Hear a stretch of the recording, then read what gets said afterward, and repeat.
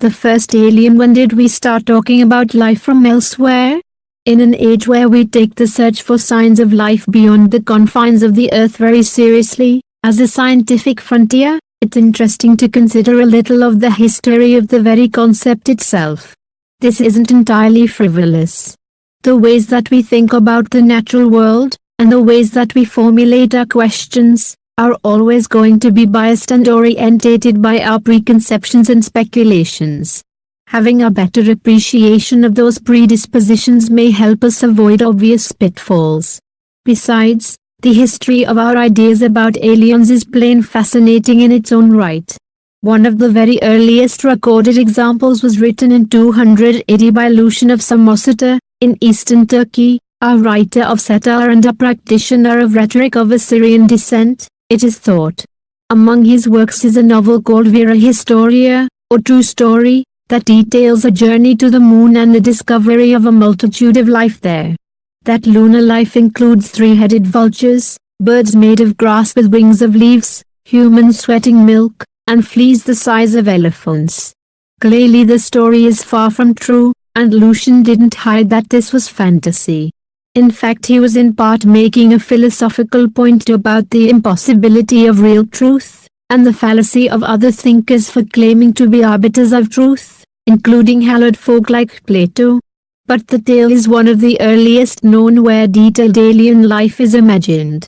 The beings of the moon are even at war with beings on the sun. Aliens, it seems, would be susceptible to our kinds of flaws. Interestingly, the possible existence of solar life was still doing the rounds in the late 1700s and early 1800s thanks to the astronomer William Herschel. Except Herschel wasn't writing fantasy, he really suspected that there could be living things on the sun, on a hypothetical solid surface. The moon has always been a good incubator for ideas about other life. The 10th century Japanese narrative, or Monogatari, of the tale of Princess Kaguya's versions where the titular princess has been sent to Earth from the people of the moon during a celestial war. But this story has the aliens as human in form. In fact, it's interesting to see that from the earliest days, including the ideas of the ancient Greeks on cosmic pluralism, people have tended to either assume extraterrestrial life would be like us, or go for the full, bizarre alien treatment. Despite that split, more often than not there's been a bias towards human forms, all the way up through the 1700s and 1800s where writers like Voltaire in his Micromegas as aliens from Saturn who, despite being 6,000 feet tall, are basically human. It wasn't really until Darwin's theory of evolution broke ground that anyone tried to imagine aliens as living things with lineages that related to the environments of their origins. Up to this point anything non-human was, like Lucian of Samosa's funky beasts, more often than not arbitrarily fantastic. One of the slightly more forward thinkers was the French astronomer Camille Flammarion, although he was also a pretty far-out advocate of a blend of Christianity and pluralism in which souls passed from planet to planet. In 1864 he wrote a book called Real and Imaginary Worlds, and in 1887 a fictional piece called Lumen. Between these he concocted aliens that, in many ways, had a basis in the scientific thinking of the time. There were sentient plants whose digestive and respiratory systems were combined. Mermaid-like creatures swimming in rose-colored oceans, and human-like beings with extra toes on the heels of their feet and a single, conical ear on top of their heads.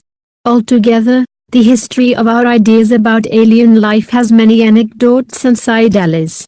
But one of the most striking facts is that while we've been thinking about these things for a very long time, we've really struggled to combine our imaginative fantasies with workable biology without just turning to the defaults of what we know on Earth.